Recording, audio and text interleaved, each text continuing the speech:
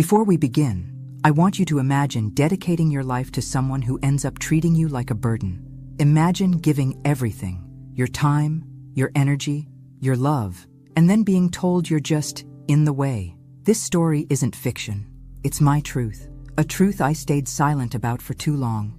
If you've ever felt unappreciated, invisible, or taken for granted, stay with me. This isn't just my story. It might be yours too. Before we begin, subscribe to the channel and tell me in the comments where you're watching from. My name is Margaret Turner. I'm years old, and I live in a quiet neighborhood just outside Portland, Oregon. I never thought I'd be telling my story to the world like this, but here I am, because silence, I've learned, is where resentment grows, and I've been silent for far too long. It started after I left my husband. I was in my late 40s, and after years of enduring his anger, his manipulation, his quiet cruelty, I walked away. It nearly broke me, but I did it. I left for my own sanity, and for my daughter, Emily. She was in her early 20s back then, finishing college, so full of potential. I thought she'd be proud. I thought she'd understand. But instead, she turned cold. She said I gave up on our family, that I broke everything. She blamed me. Still, I stayed close. She married young, had children fast. Her job demanded long hours, and her marriage, well, it didn't last. Suddenly, she was a single mom of 2, and I was there, always there. I moved into the guest house behind her place. I cooked meals. I changed diapers. I drove the kids to school, to soccer practice, to birthday parties. I sat through fevers and science projects, first heartbreaks and nightmares. I held it all, quietly, without asking for much. I thought that was what love meant. You give, you hold, you show up. But Emily, she never softened. If anything, she hardened with time.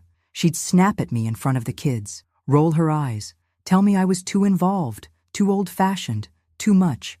You baby them too much, she'd say. They'll never grow up right with you hovering like that. Sometimes I'd hear her on the phone with friends, laughing. My mom? She's basically free childcare with opinions. What can I do?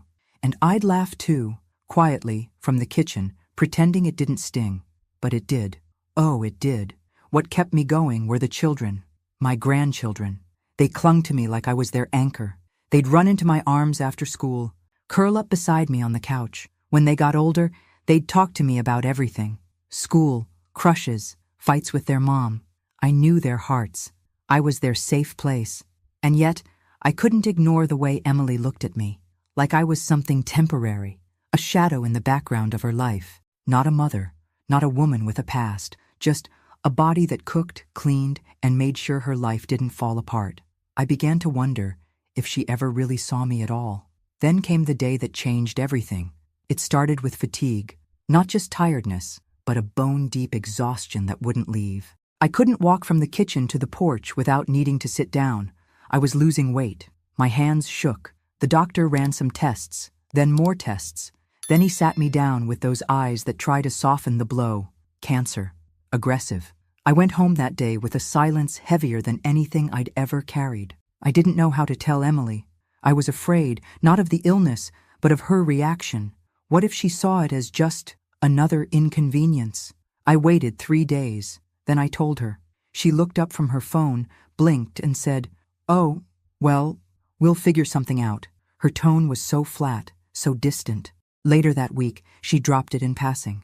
"You should probably hire a nurse, Mom. I really don't have the time for all that." That moment, that's when I stopped pretending. She didn't ask how I felt. She didn't offer to take me to appointments. Just hire a nurse, like I was someone else's problem now. So I did. I picked up the phone. And that decision, made in silence, with a heart still aching, would be the first step toward everything that came next. I just didn't know it yet. The nurse arrived on a Wednesday morning. Her name was Lisa Coleman, 38 years old, with short chestnut hair and kind eyes that had clearly seen a lot. She had that type of quiet strength, the kind of presence that didn't demand space, but somehow filled it anyway. Emily wasn't home when she first came by. It was just me, sitting on the porch wrapped in a shawl, pretending the crisp Oregon air didn't cut through my bones. Lisa walked up with a clipboard and a smile that didn't feel forced, not like the ones I was used to. "Mrs. Turner?" she asked. "Margaret," I corrected. "Just Margaret." She nodded, and from the moment she stepped inside, something shifted. There was no awkwardness, no hesitation. She wasn't intrusive or overly cheery. She just saw me, not as a patient, not as a problem. Just a woman who needed a little help.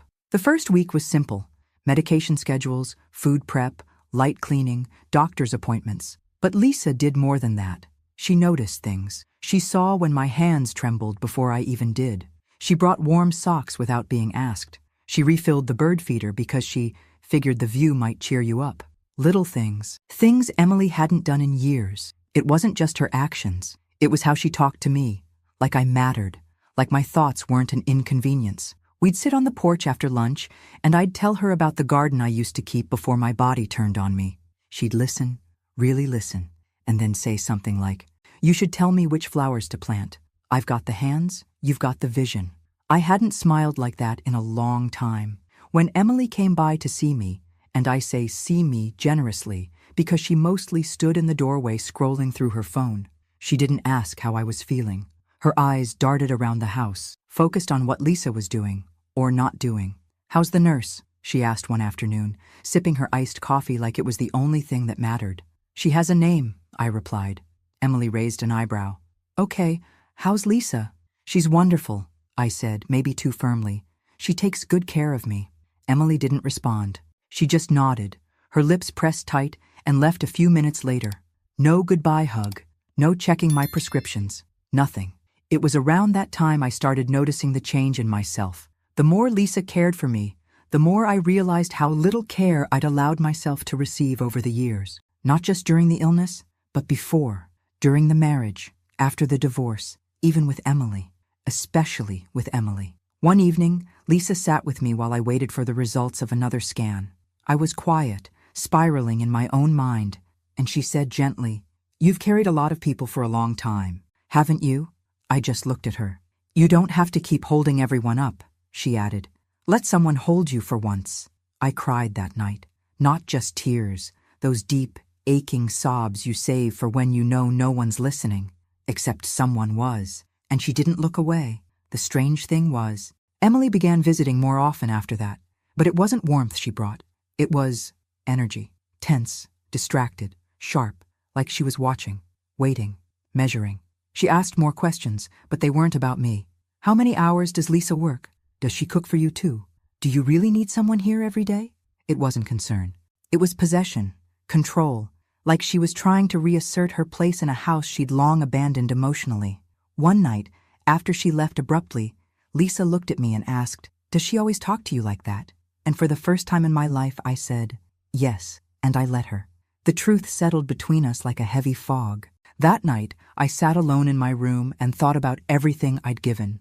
Time, love, years, and how invisible I'd become in the process. I looked at the framed photos of my grandchildren on the shelf, and then at a picture of Emily from her wedding.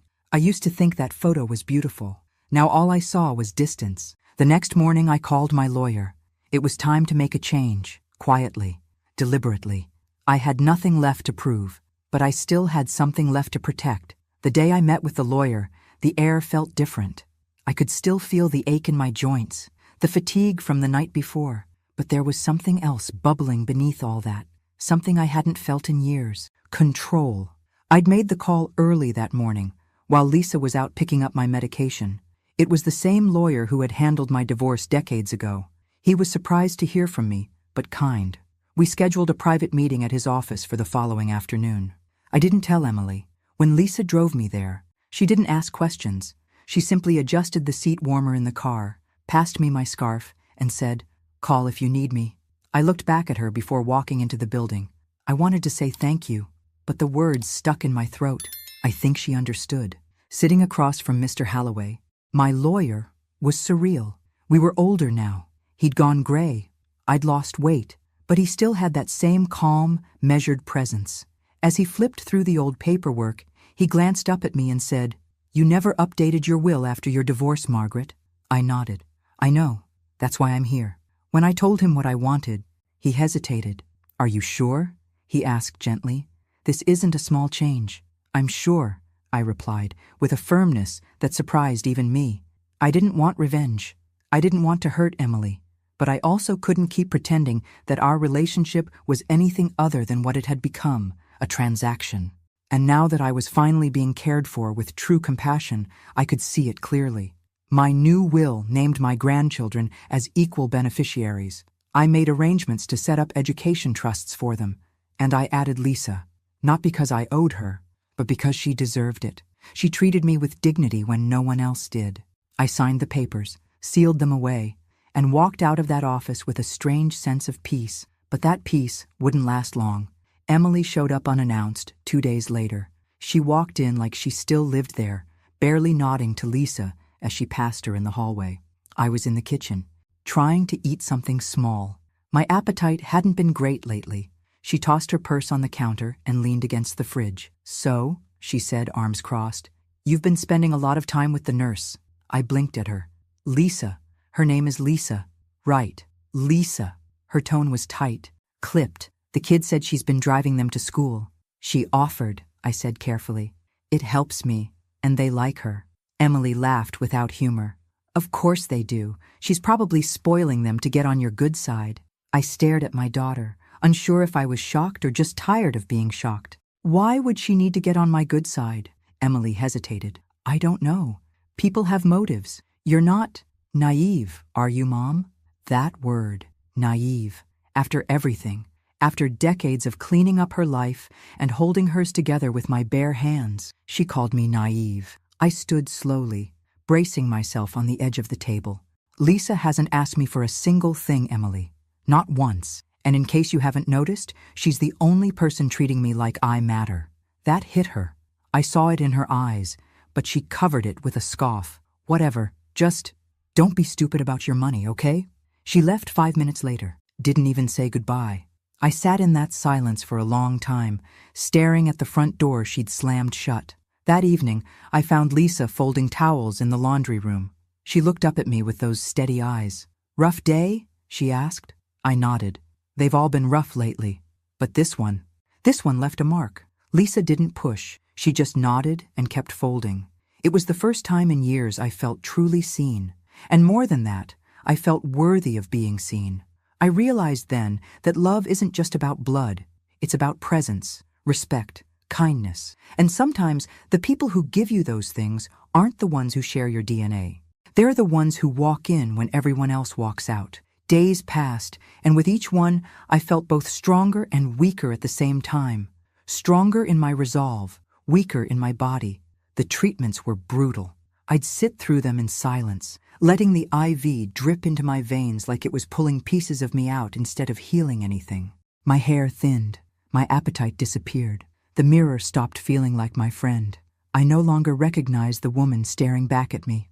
But through it all, Lisa stayed. She was there when the nausea hit. She was there when my legs gave out one morning, and I collapsed in the hallway. She caught me, literally caught me, and didn't let me fall. She stayed up late making bone broth from scratch when she found out it was the only thing I could stomach. She didn't just care for me, she cared about me. And Emily? She dropped in once, every few days maybe. Sometimes with the kids, sometimes not. She'd hover near the door like she had somewhere better to be. Always checking her phone, always distracted.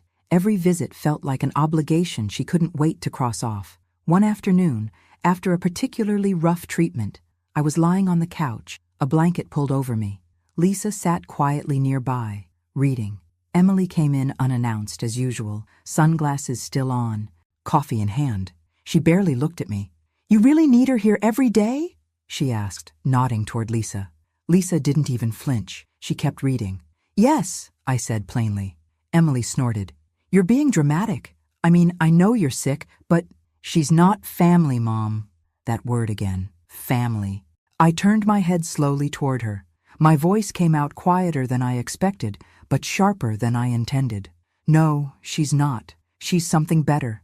She's present." Emily rolled her eyes and paced the room. "This is ridiculous. You act like I've never been here for you." "You haven't," I said, the words catching even me off guard. She froze, 1 foot mid-step. Her mouth opened and closed like she wanted to argue, but nothing came out. I didn't say more. I didn't need to. She left a few minutes later, muttering something about needing to pick up the kids. After she was gone, Lisa looked up from her book and said softly, "You okay?" "No," I whispered. "But I will be." Later that night, I lay awake staring at the ceiling, the quiet hum of the oxygen machine in the background. I thought about everything I'd swallowed over the years, all the times I put Emily's needs ahead of my own, all the birthdays, breakups, meltdowns, and moments when I dropped everything just to be there. And now I was asking for one thing: support, and she couldn't give it. She didn't even try. That's when it hit me. This wasn't about her being busy, or overwhelmed, or tired. It was about choice, and she'd chosen distance, over and over again. The next morning, Lisa brought me breakfast on a tray: toast, eggs, and sliced strawberries. I hadn't asked for strawberries. She just remembered I liked them. "Thank you," I murmured, taking the tray with trembling hands. She smiled and said, "It's what you deserve." That simple phrase stayed with me all day. It was what I deserved, not the guilt, not the blame, not the cold visits or the eye rolls, not being treated like a burden. For the first time in my life, I let that thought bloom without shame. I deserve more, and I wasn't afraid to claim it. Lisa became my shadow, but in the best possible way. She moved through the house with quiet ease, never overbearing, never invasive, just there, steady, constant. And it was that consistency that began to heal something deeper in me, something I didn't even realize was broken. She didn't pry, but she noticed. The way I winced when I stood, the way I rubbed my temples when a memory hit too hard, the way I stared a second too long at the window when the grandkids' laughter echoed faintly from the backyard. One afternoon, I was sitting in the garden with a blanket across my lap when she came out with 2 cups of tea. It was chilly for spring, but I liked it that way. The air made me feel awake. She handed me a mug and sat beside me. "You always look out this window," she said gently. "What are you thinking about?" I didn't answer right away. I watched a blue jay hop along the fence, its feathers flickering like silk in the breeze. "I think about how much I've given," I said quietly, "and how little I've asked for." Lisa didn't respond. She just sipped her tea and waited. "I raised Emily," I continued. "I held her when she was sick, when she cried over boys, when her marriage ended. I stayed up all night baking cupcakes for her kids' birthdays. I canceled plans, skipped holidays, ignored my own health just to keep her life moving. And she doesn't see it," Lisa said softly. I nodded. "Worse, she sees it and still treats me like I'm disposable." There was a long silence between us. Not uncomfortable, just full, like the air had weight. Then Lisa said something I'll never forget. "Sometimes, the people we give the most to are the ones who think we owe it to them." The truth of it stung, but it also soothed something raw inside me. She understood, not just my situation, but me.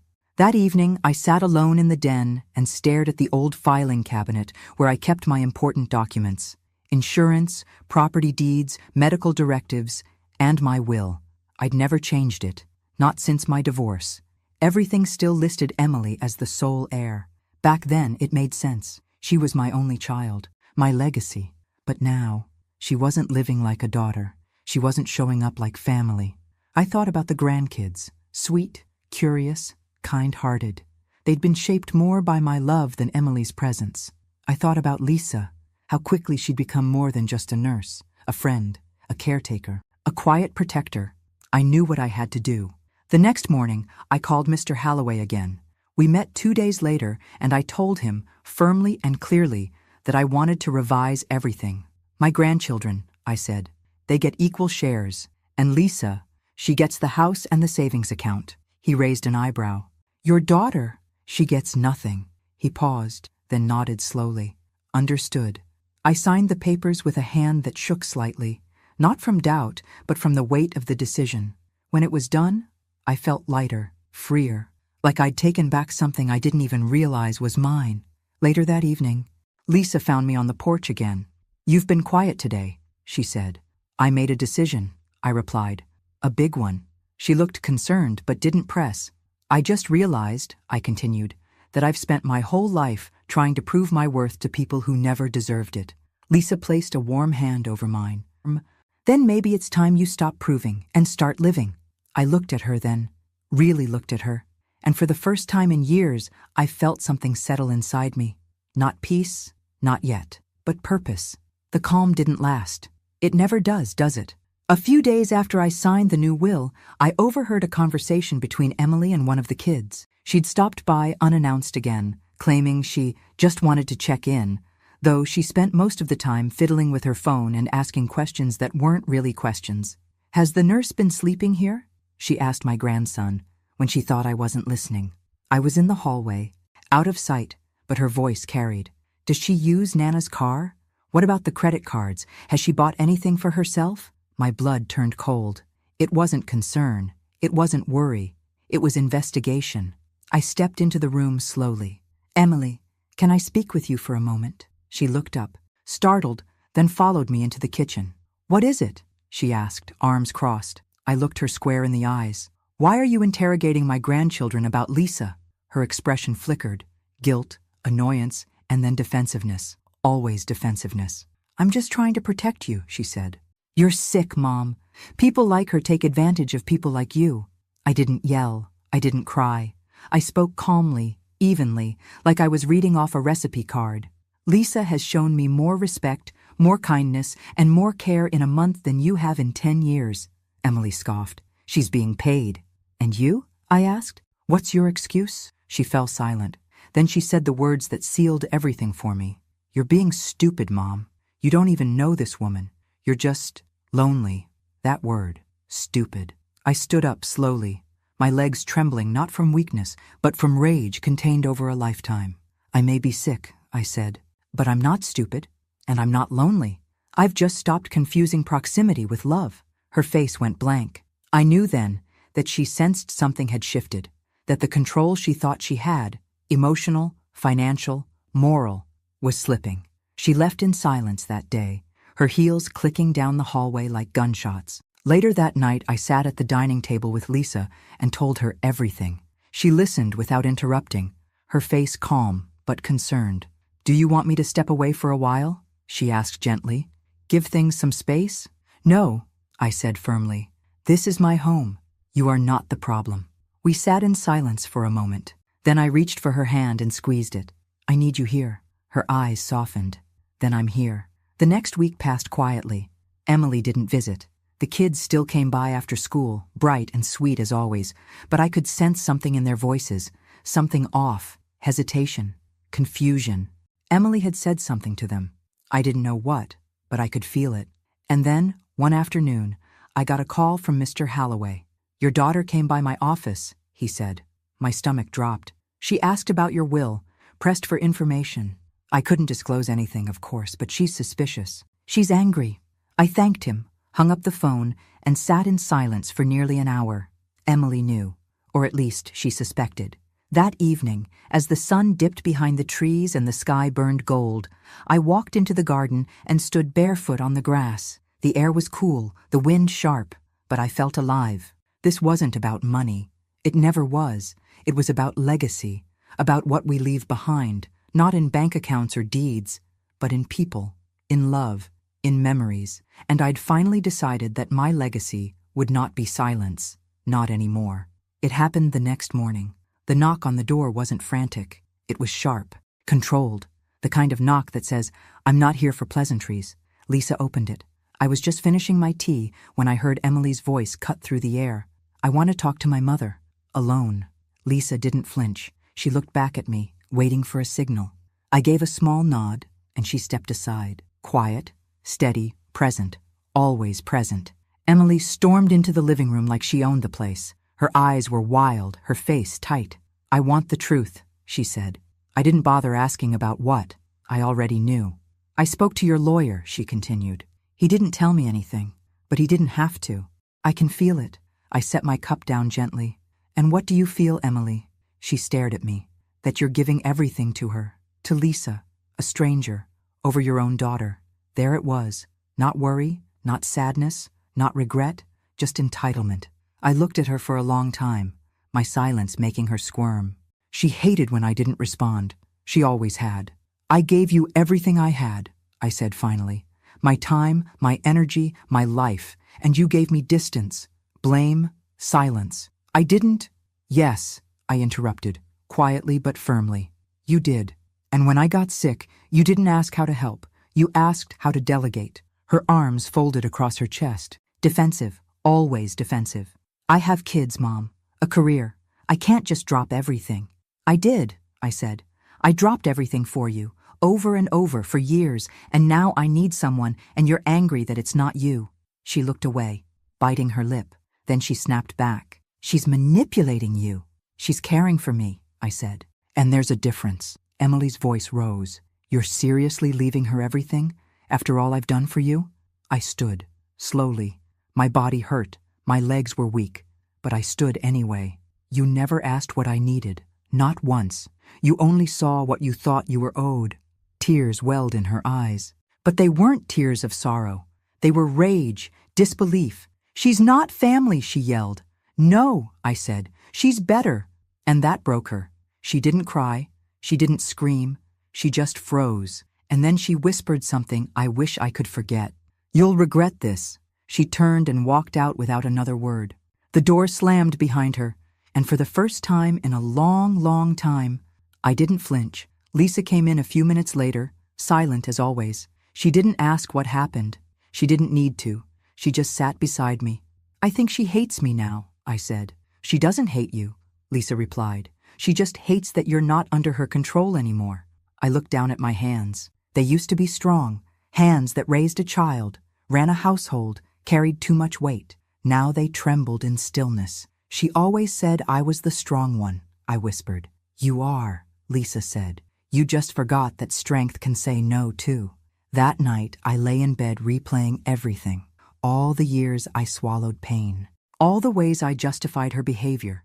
All the times I convinced myself she'd grow out of it, or grow into love. But some people don't grow into love. They grow into need. And when they don't get what they want, they punish. And now? Now she couldn't punish me anymore. I'd chosen differently, and that choice was already changing everything. After that day, something inside the house shifted. The silence between Emily and me was no longer the kind that waited to be broken. It was the kind that built walls, cold, tall, and deliberate. She stopped visiting entirely. For days, no calls, no texts, just quiet. But it wasn't peaceful, because outside the silence, she was busy. Lisa began to hear whispers from the neighbors. Is it true that woman is living there full-time now? I heard Margaret changed her will, gave it all to the nurse, that poor daughter, after everything she did for her mom. The pity wasn't for me. It was for Emily. She was painting a picture of herself as the abandoned daughter, the victim. And Lisa, she was the villain, the homewrecker, the manipulator, the gold digger. I told Lisa to ignore it, but I could see the way it chipped at her. She started avoiding the front yard. She stopped chatting with the mailman. One night, I caught her crying quietly in the laundry room, wiping her eyes with the sleeve of her hoodie. This is my mess, I told her. No, she said, barely above a whisper. I'm the one being accused, and I can't even defend myself. I put a hand on her shoulder. You don't have to. I know the truth. But the damage was already crawling into the corners of the house. The kids, my grandchildren, they started pulling away too. Not drastically, not cruelly, but there was a hesitance, a weight in their eyes. They came by less. They stopped asking Lisa for help with homework or snacks. One evening, my oldest grandson sat next to me on the porch, quiet. Mom said you're mad at her, he mumbled. I looked at him, heartbreaking. I'm not mad, I said.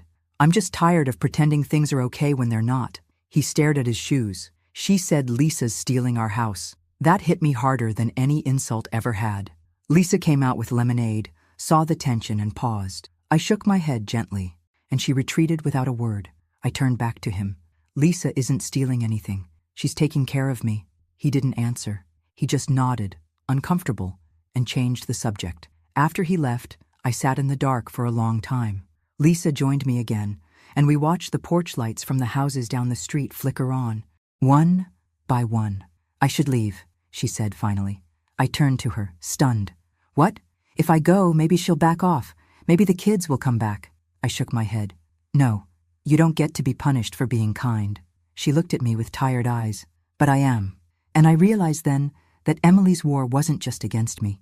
It was against anyone who gave me the love she refused to offer. She couldn't stand to see someone else do what she wouldn't. Couldn't stand that I'd chosen someone else, not out of spite, but out of need. That week, Lisa stayed quieter, still helpful, still warm. but I could feel her pulling into herself, protecting her heart, and I hated that. Emily didn't just want to punish me. She wanted to erase Lisa from my life, but I had made my choice, and now I had to protect it. The moment everything cracked open didn't come with yelling or slamming doors. It came in the form of footsteps, heavy, fast, intentional. I was in the living room, dozing under a blanket, when I heard the front door burst open. Lisa had stepped out just minutes earlier to run an errand. I assumed it was her, until I heard the voice. "Emily, where is she?" she called, her voice sharp and cold. Before I could sit up fully, she was already in the room, face flushed, eyes wild. "Emily, what are you doing?" She ignored me. "Where is she?" she asked again, louder. "Where's Lisa?" "She's not here right now," I said, forcing myself upright.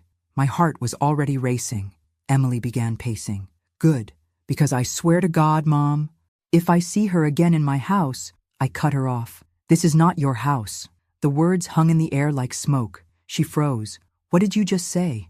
I steadied my breath. My body trembled, not just from illness, but from something older, deeper, rage, pain. All those years of swallowing every slight, every cold shoulder, every eye roll. It was all boiling up now. "You don't live here," I said calmly. "You don't get to barge in. You don't get to threaten anyone." "I'm not threatening her," she hissed. "I'm protecting you." "From who?" I asked. "From the only person who hasn't abandoned me in months?" She stared at me, her eyes narrowing. "She's using you." I stood, my knees nearly buckling under the weight of the moment. "No, Emily, she's caring for me. Something you stopped doing a long time ago." That hit her. She took a step back, as if I'd slapped her. I continued, voice low but firm. "You come here like a storm. You throw accusations, spread lies, and now you want to run the person who saved me out of this house? She's not family, Mom." I didn't raise my voice. I didn't need to. "Neither are you anymore." That broke her. Her face crumpled, lips trembling, eyes filling fast with tears she wouldn't let fall. "You don't mean that," she whispered. I didn't respond, because part of me did. She looked around the room, as if seeing it for the first time. The photos of the grandkids on the shelves. The quilt Lisa brought home from the thrift store because it looked like something cozy. The stack of medical forms organized neatly by the front door. This wasn't her space anymore. It hadn't been for a long time. She turned toward the door, voice sharp and brittle. "You're going to regret this." I didn't stop her. I didn't follow. I just sank back into the couch and let the silence wrap around me like a second skin. Lisa came home a few minutes later. I didn't say anything at first. She set down the groceries, looked at me, and knew. "She was here?" I nodded. Lisa sighed, her shoulders sinking. "I think I need to stay somewhere else for a while," she said. I looked up at her, eyes tired but clear. "No, she's the one who needs to leave, not you." That night, I lay awake again, but not from fear or regret. For the first time in decades, I had drawn a line, and I wasn't stepping back. I thought Emily had reached her limit, that after our last confrontation, she'd retreat, maybe even reflect, but I was wrong.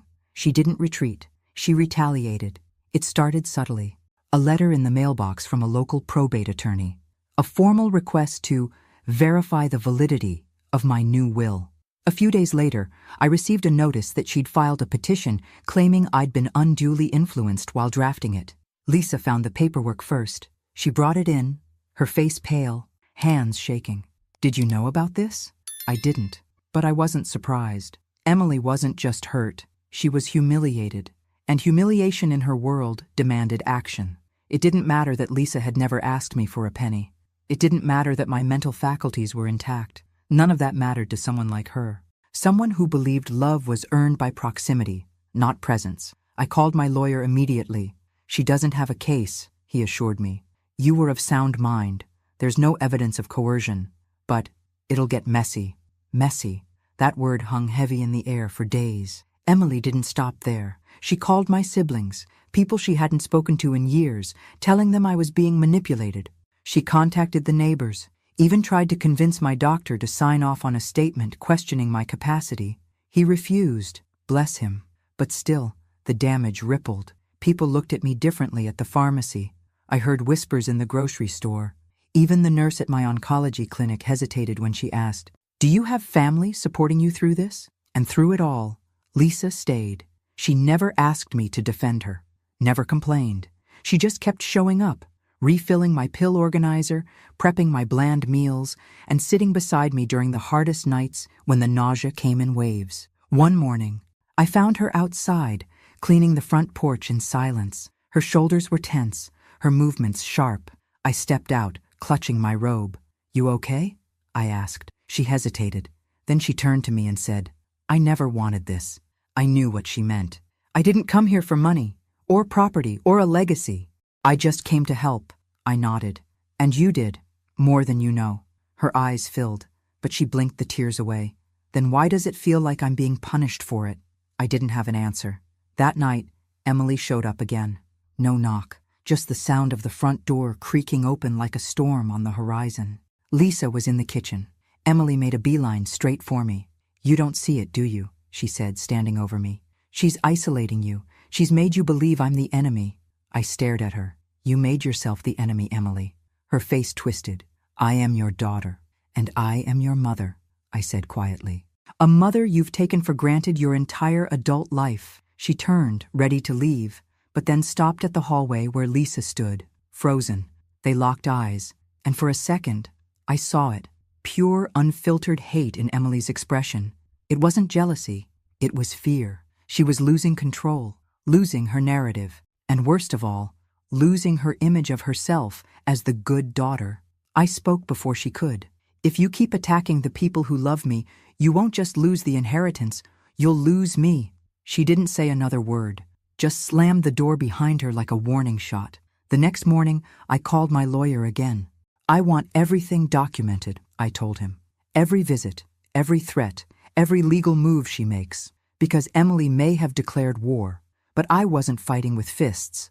I was fighting with clarity, with truth, with boundaries long overdue. The cancer spread faster than we expected. By late summer, I was thinner than I'd ever been. My body was a collection of bones and bruises, and my skin carried the pale yellow tint of too much medication, too little nourishment. The simplest things, bathing, brushing my hair, standing, became victories. But Lisa never wavered. She adjusted everything around me without ever making me feel less than. She treated me with the same dignity on my weakest days as she did when I could still walk down to the mailbox by myself. We didn't talk much those days, not because there wasn't anything to say, but because so much had already been said.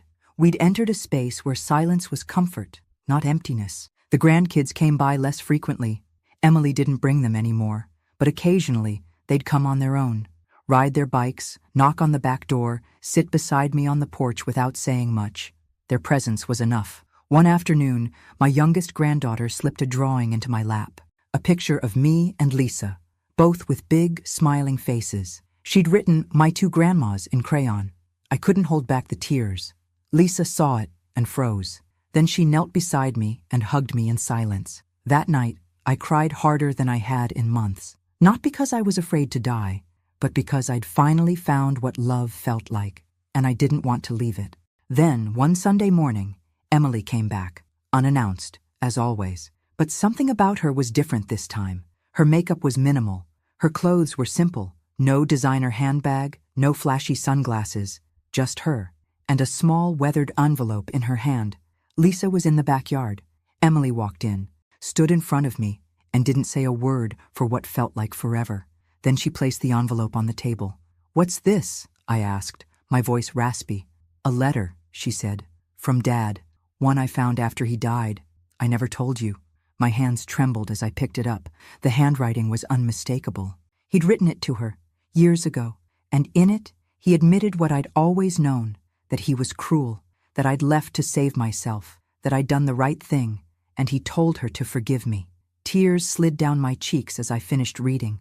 Emily stood still, tears in her own eyes. "I blamed you because it was easier than blaming him. And then I just kept doing it, even when I knew better." I looked up at her. "And now?" I asked. Her voice cracked. "Now I know I failed you." The pain in her voice was real, not performative, not dramatic, just human. Lisa returned just as the moment reached its peak. She paused in the doorway, unsure. Emily turned to her. "I was wrong about you," she said.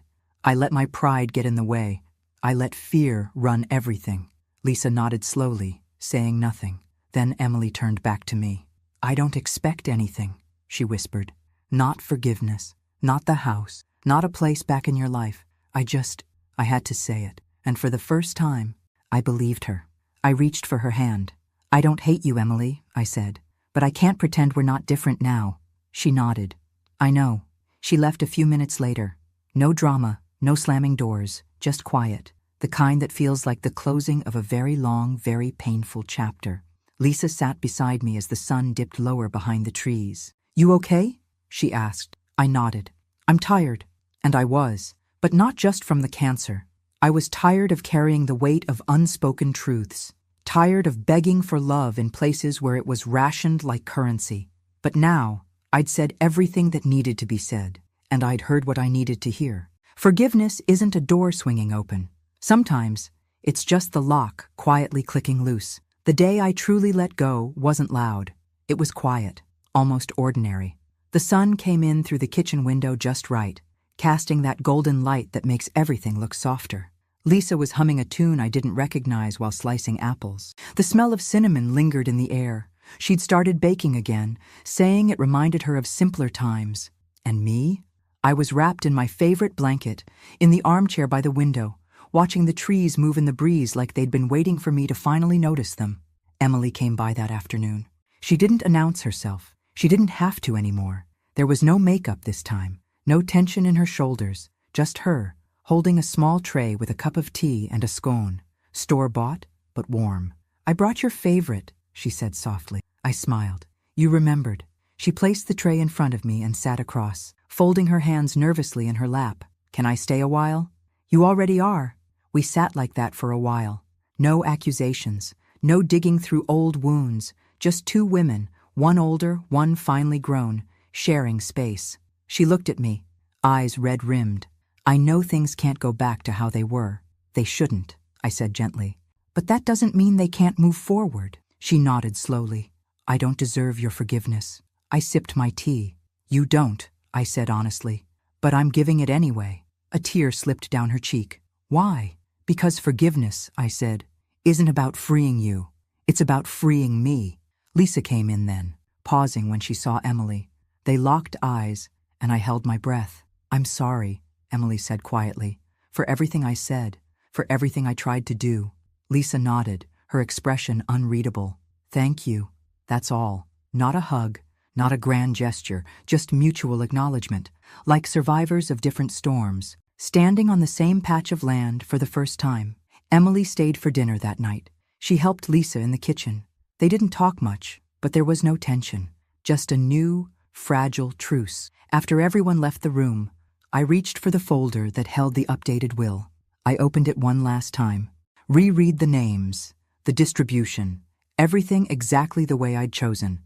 I didn't change a thing, not out of spite, but because the decision had never been about punishment. It had been about truth. Emily was no longer the center of my story, and that was okay. She was still part of it, but not the axis around which I spun.